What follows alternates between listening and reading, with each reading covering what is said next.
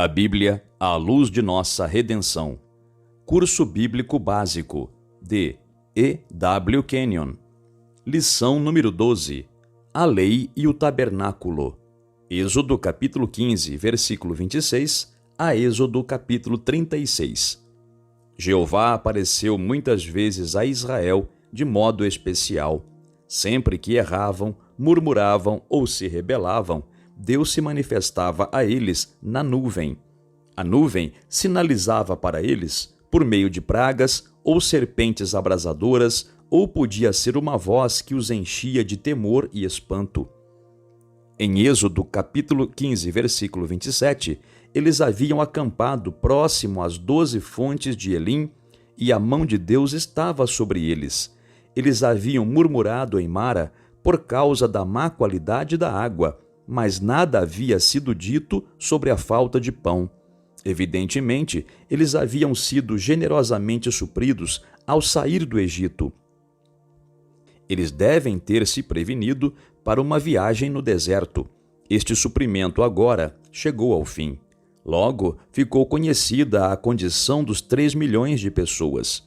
Um vizinho indo emprestar de outro, veria que o outro era tão pobre quanto ele mesmo nessa questão. Deste modo, a gravidade de sua condição incidiria sobre eles com efeito chocante.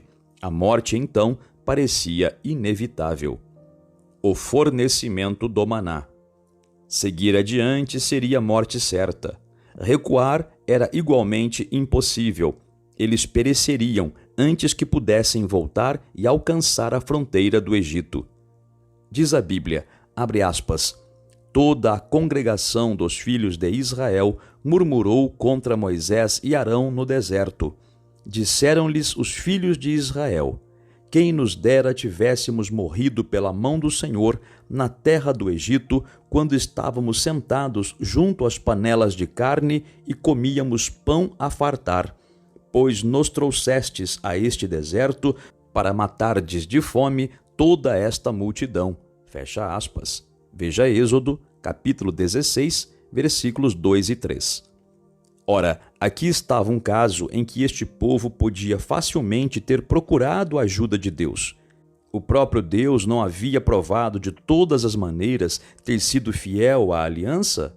A falta do suprimento de pão era alarmante, mas aquele que os havia milagrosamente libertado do Egito, conduzido-os através do Mar Vermelho, conduzido-os pela nuvem e tornado doces as águas amargas, podia facilmente providenciar pão.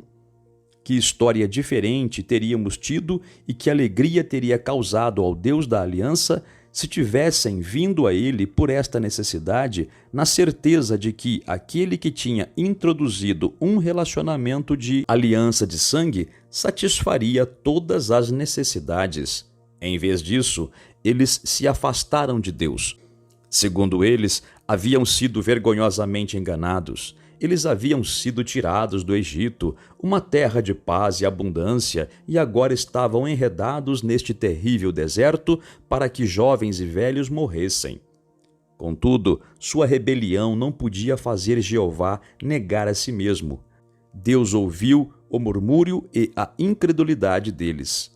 Então, Deus lhes deu a promessa que os supriria com pão e carne, de modo que soubessem que Ele era o seu Deus da aliança. Veja Êxodo capítulo 16, versículos 4 ao 12. Êxodo capítulo 16, versículos 13 ao 36, nos dá o relato do envio de pão e carne e as instruções para coletá-los. Por 40 anos, Ele, o seu Deus da aliança, os alimentou desta milagrosa maneira. Razão para a lei. Ao estudarmos a história de Israel, tenhamos em mente o fato que eles são o povo da aliança de Deus. Êxodo capítulo 19, versículos 1 ao 8, mostra que no 3º mês de sua jornada, eles entraram no deserto do Sinai. O tempo chegou quando o Deus da aliança lhes dará a lei.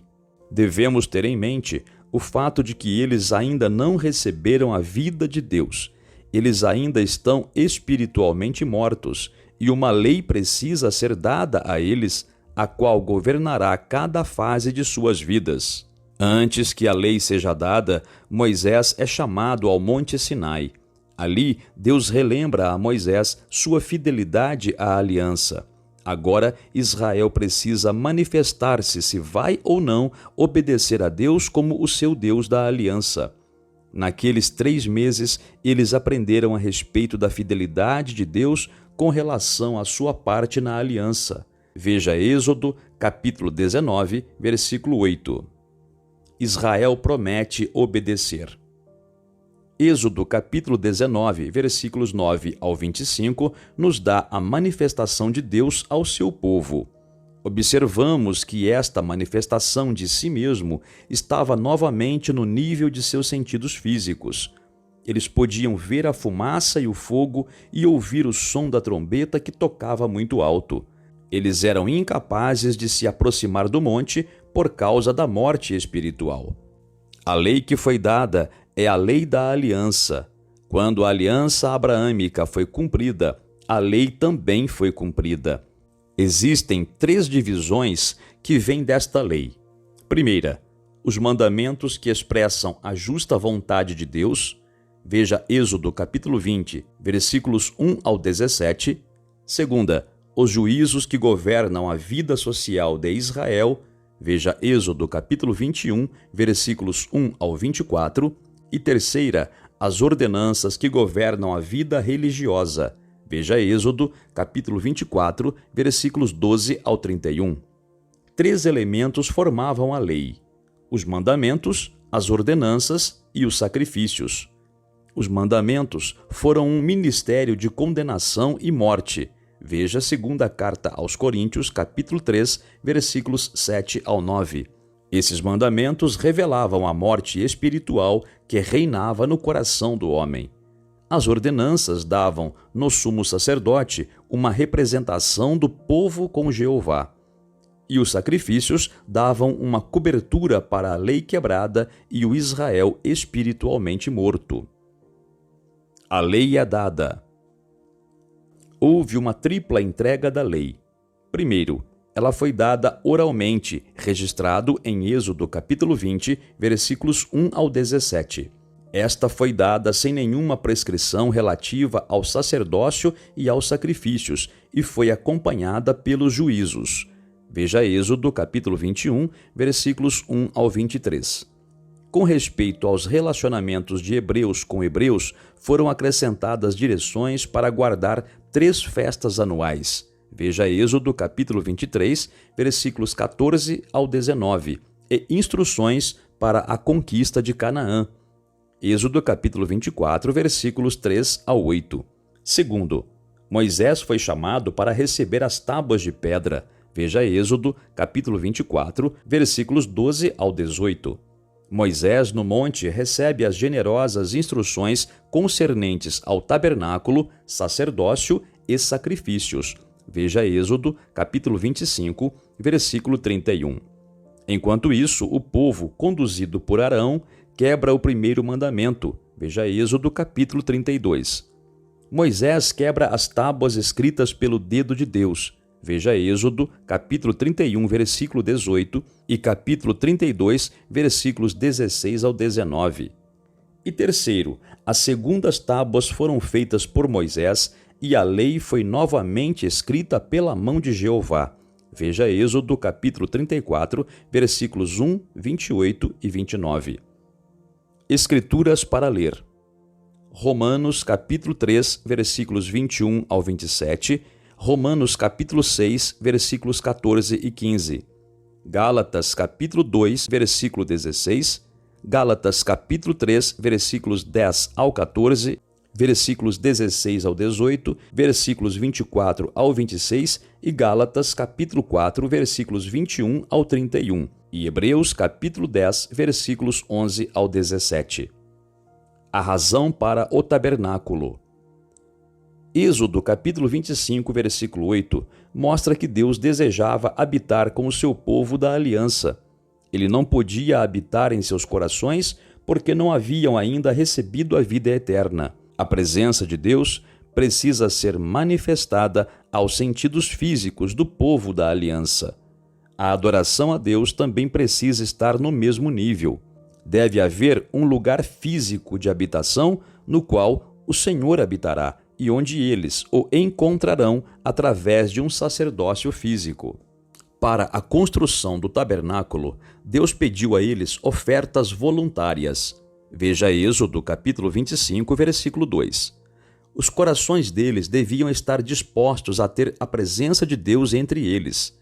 Veja Êxodo capítulo 25, versículo 9.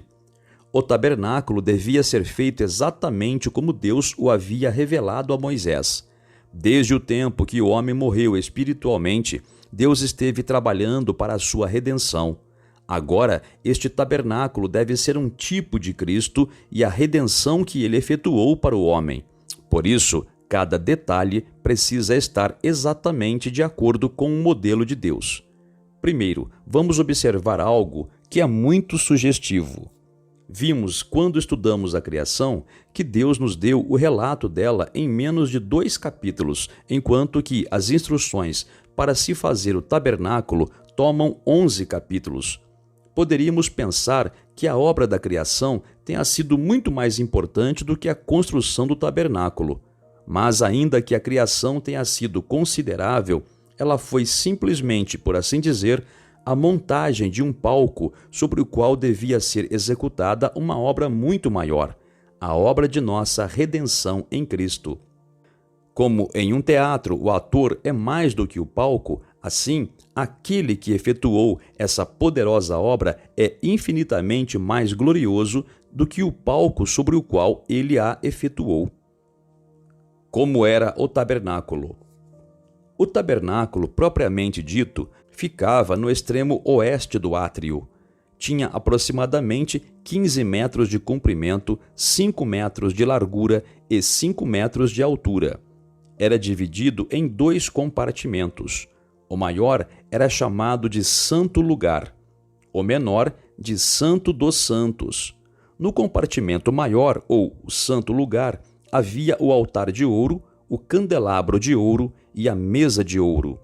No compartimento menor, ou seja, o Santo dos Santos, havia a arca e o propiciatório.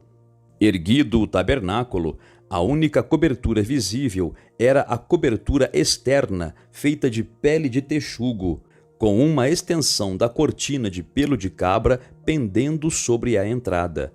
O primeiro conjunto de cortinas era de linho fino retorcido, azul, púrpura, branco e carmesim. Sobre essas estavam as de pele de carneiro, tingidas de vermelho, e sobre todas estava uma cobertura de peles de texugo. Enquanto o tabernáculo estivesse estacionado, a nuvem, ou seja, o símbolo da presença divina, repousava na parte traseira do mesmo e era como uma enorme sombrinha projetando sua sombra sobre o acampamento. Esta nuvem estava sempre com eles. Quando viajavam, ela se levantava do topo do tabernáculo, indo na direção que Deus queria que seguissem. Quando chegavam ao seu lugar de acampamento, a nuvem parava. Deste modo, a nuvem os guiava, mostrando as direções, o quão longe deviam ir e quando deviam acampar. Deus tinha que se manifestar aos sentidos físicos do povo da aliança, porque eles estavam espiritualmente mortos. O átrio era formado por 60 pilares de madeira de acácia, sustentando a parede de cortinas de linho. O tabernáculo era uma construção relativamente pequena. Foi projetado para ser um lugar onde Deus pudesse habitar no meio de Israel e se reunir com o seu povo na pessoa de seu sumo sacerdote. Então, não era como um auditório, tal como seria hoje, ou seja, um lugar para as reuniões do povo de Deus. As cortinas e coberturas do tabernáculo. Estudando as coberturas e cortinas, comecemos pelo lado de fora. Quando observamos o tabernáculo do lado de fora, não há nada de interessante em sua aparência. Era uma longa construção em forma de caixa, sem linhas ou curvas graciosas, como se fosse para acentuar sua falta de atratividade. As pouco atrativas peles de texugo o cobriam do lado de fora. Mas se formos para dentro, que mudança maravilhosa! Em ambos os lados, as tábuas cobertas de ouro reluzem à luz do candelabro de 7 braços. Sobre nossas cabeças está o teto formado pelas belas cortinas de linho fino retorcido, com os querubins bordados de azul, púrpura e vermelho. Diante de nós está o véu. Atrás de nós, a porta com todas as cores do arco-íris misturadas. Então há o altar de ouro do incenso, enchendo o santo lugar com o seu aroma, e a mesa de ouro com 12 pães da proposição, os quais também exalam um agradável aroma. Nessas coberturas vemos um quadro de Cristo em seus 2 diferentes aspectos. Se olharmos para o lado de fora do tabernáculo, ele não tem aparência nem formosura. As cortinas de pele de texugo cobrem a beleza do tabernáculo. Isaías capítulo 53, versículo 2, mostra que Cristo não tinha aparência nem formosura para o homem natural. Não havia beleza nele para que o ser humano o desejasse. Ele não tinha nada em comum com o homem. As peles de texugo são símbolo da seriedade da separação entre Cristo e o homem. Ao olho natural, havia uma severidade e reserva quanto a Cristo. Não estava dentro da capacidade dos homens entender ou ter prazer nele. Leia Evangelho de João, capítulo 4, versículo 44 e Mateus, capítulo 16, versículo 17. Ele era a raiz de uma terra seca. A beleza de Cristo era interior. Somente poucos amigos íntimos o conheciam. Assim estavam no interior do tabernáculo o azul, a púrpura, o carmesim e o branco do linho. Ezequiel, capítulo 16, versículo 10 diz, abre aspas, te calcei com pele de texugo, fecha aspas. Isto sugere separação do mal. Sandálias protegem os pés da terra e os mantêm separados dela. Cristo assumiu o seu lugar na vontade do Pai e todas as forças dos homens e dos demônios na terra e no inferno não poderiam vencer ou impedir Cristo de fazer a vontade do Pai. A pele de carneiro, tingida de vermelho, é símbolo da obra mediadora de Cristo, ou seja, o seu sangue derramado. As cortinas internas estavam em 2 grupos, 5 em cada grupo. Elas estavam unidas por 50 colchetes de ouro, as quais estavam presas a 50 laçadas de tecido azul, formando, como lemos, um tabernáculo.